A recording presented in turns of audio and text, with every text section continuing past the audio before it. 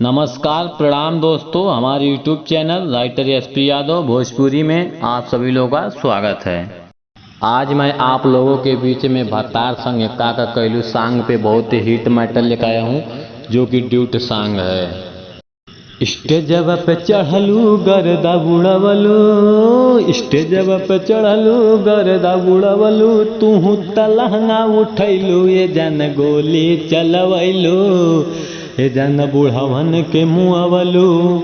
नाचे में बाबू कहे बाटा तू नाचला तो कैसे लैकन के तू संभलबू, ऐसे जो बना देखबू ये जन गोली चलबू, ये जन बुढ़वन के मुआबू।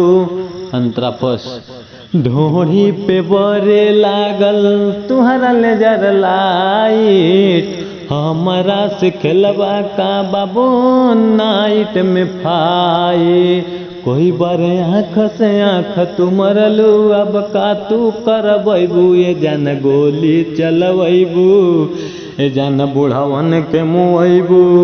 अंतरा सेकेंड पहिले से ज्यादा रानी लागा तारू हिट हो, यस पिया दकारा तान बाबू हमके फिट हो।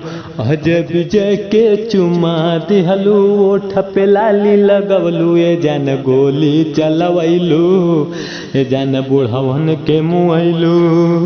हमारे YouTube channel writer SP Yadav Bhojpuri को सब्सक्राइब जरूर करें।